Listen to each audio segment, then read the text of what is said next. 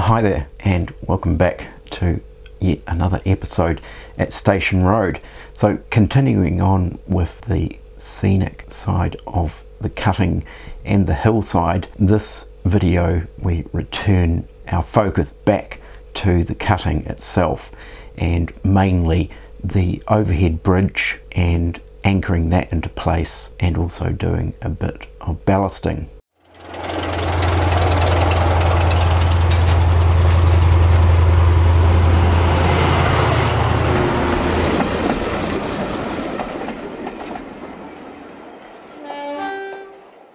So as I mentioned in the previous video, there was an unusual aspect to my overhead bridge in the fact that it goes on an incline, and initially I thought, well, do bridges of this type actually exist?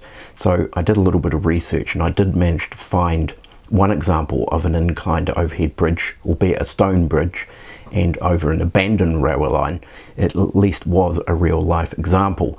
Now kindly a chap by the name of John commented on that video and pointed me in the direction of Coffey, who has a fantastic YouTube channel of cab rides filmed throughout the UK, and the scenery is fantastic and the detail that is captured is amazing.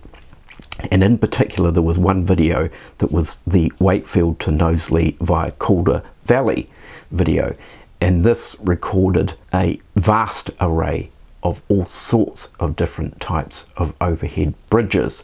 Now I got hold of Don and he has kindly allowed me to show some examples of these bridges from his video. So there's a couple of examples that I've pulled out from his video and we'll just pop that up on the screen now. And these all are very unusual bridges in many ways. Now there is one example here that is a brick over bridge, and there's the top right bridge, and that is the example that I'm actually going to follow, albeit without the kink in the middle of the bridge. But there are some other great examples of inclined overhead bridges, and in the bottom left we have a stone buttress slash girder bridge, and interestingly that might be the type of bridge that I'll actually place beyond the church that goes over to a back scene. So with this brick example in mind, I set about constructing the overhead bridge. So I think without further ado, let's just crack into what took place. So before I actually take the cutting area here back out again, I'm just getting in some very sort of reasonably accurate measurements for the overhead bridge. So this is an MDF road bed that will run across here, and I'll construct the base layer of the road bridge out of 3mm MDF. But here we have some cardboard strips that I've just temporarily positioned either side, and this allows me to get an angle for the incline for the bridge while also maintaining a right angles or square edge on each side. So now that I've established this angle, then I'll also take this out and get an accurate measurement of the width across the cutting at the track bed level, and also mark out where the tracks actually are within the cutting as well.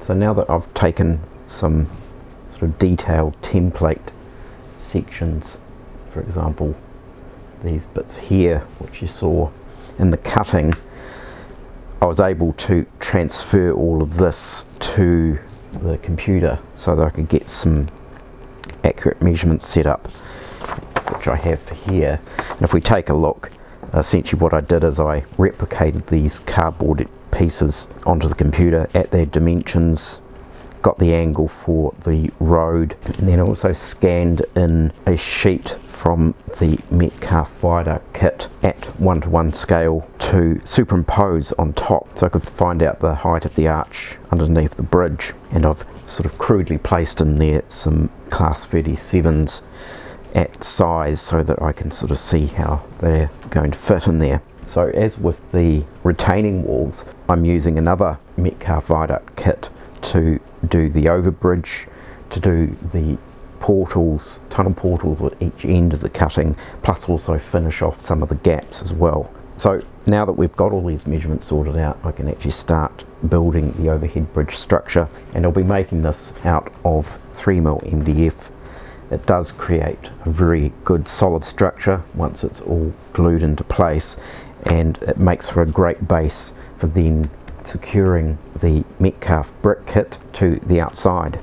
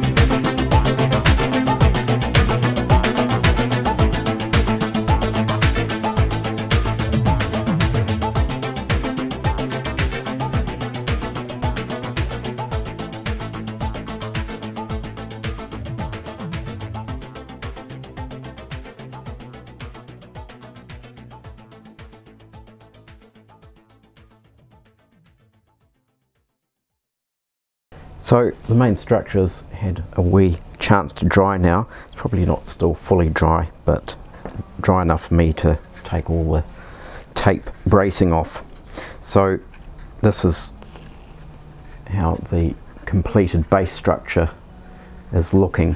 And one of the things you would have noticed when I was cutting these arches is the centre arch.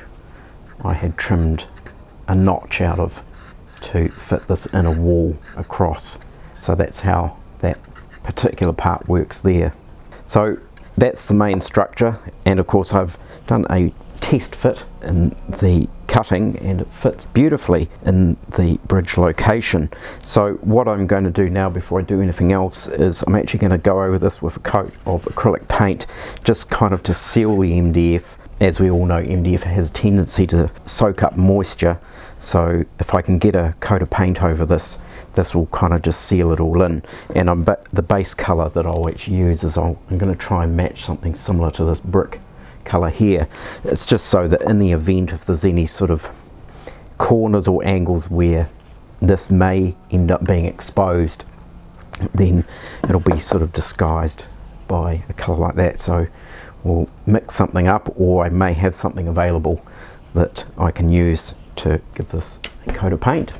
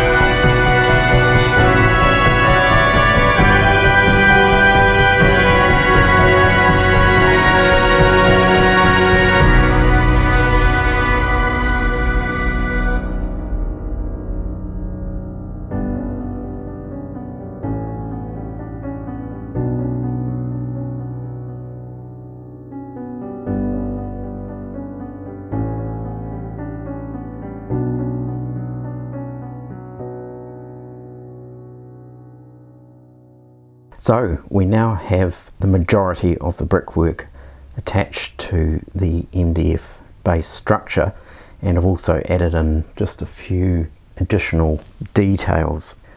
So we've got a little bit of additional brickwork running along here, and then we've got these concrete or stone edging through here, which of course supports the archwork. And I also added in some further brick paper around these corners as well. So I've placed this back into the cutting just to double check that everything still fits nicely and it glides in and out of its allocated space very well.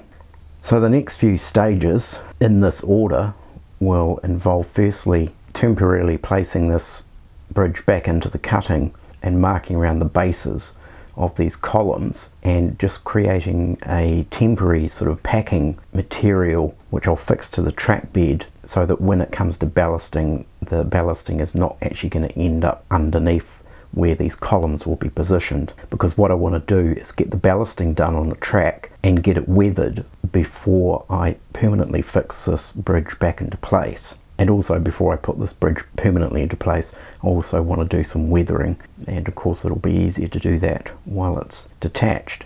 And then once this bridge is permanently fixed into the cutting, I can then finish off these areas up here and down here with some more brickwork and so forth, so that we've got some form of pillars that anchor the end walls. So just taking a look at the different faces of the bridge, and I think it's come together reasonably well. And of course the road surfacing is yet to be done. Of course in here we are going to have pavement down either side of this bridge, which will be a continuation of the paving slabs that are down on the main road.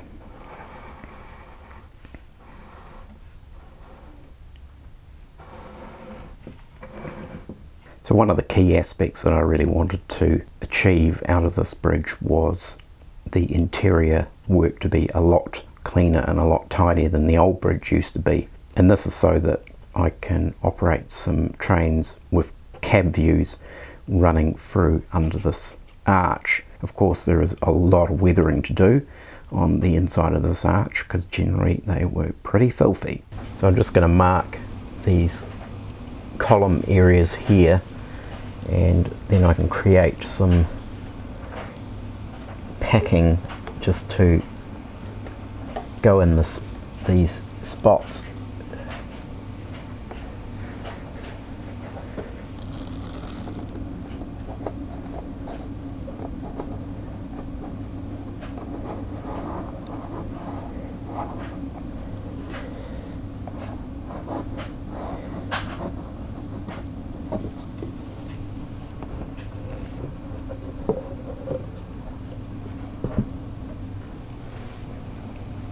So basically where the pencil line is, that's where I've got to avoid getting ballast.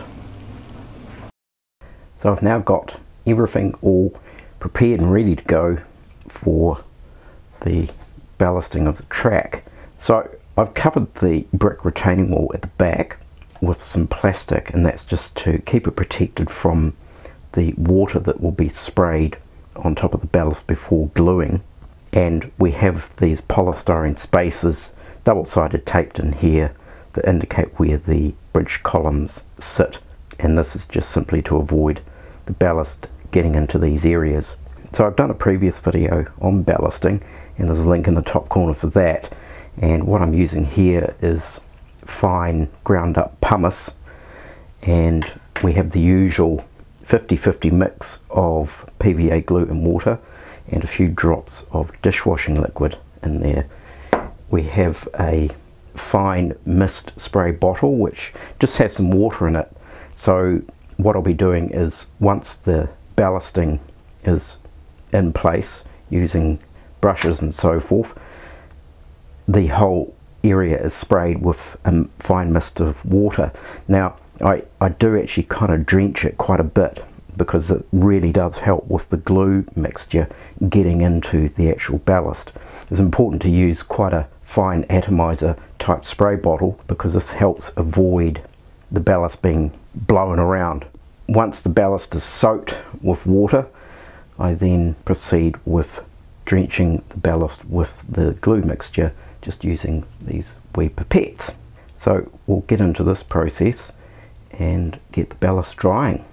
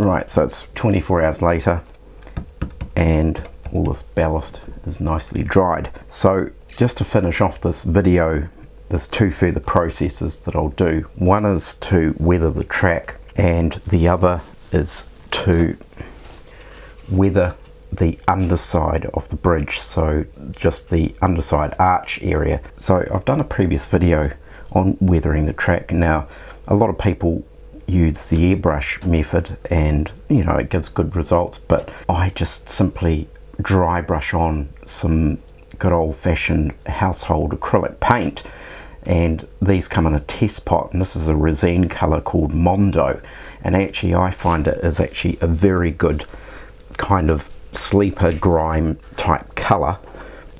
It's just a really flat murky grayish brown and it works very well. The other good thing about doing the dry brush method is I feel like this, you sort of get a little bit more control over where you want the actual weathering to go. So we've now got the track weathered, and I've made this second track a lot heavier in terms of the weathering, because this essentially is going to be a disused track, and there'll be lots and lots of overgrowth and potentially even things growing up between the sleepers and so forth. Whereas this track here is still in use, although not used terribly often.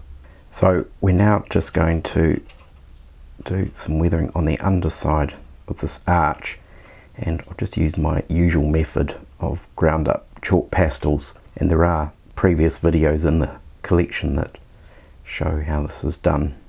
So I've now completed all the weathering on the underside of the bridge, and we've got a build up of soot and grime and various streaks and so forth under there, and that's all using ground up chalk pastels as essentially weathering powders. And of course, once that weathering is all complete, I then go over it with a clear coat of matte varnish to fix it all into place and to give it some added durability. And of course, it also actually helps seal the cardboard in, so it's less likely to degrade over time. So normally I've used Tester's Dull Coat in the past, simply because there's no ghosting. It's actually a very good matte finish varnish. But for some weird reason here in New Zealand, it's now impossible to get the Tester's Dull Coat, whether or not they have discontinued the line or whether it's simply some shipping issues, which of course we all know that there are.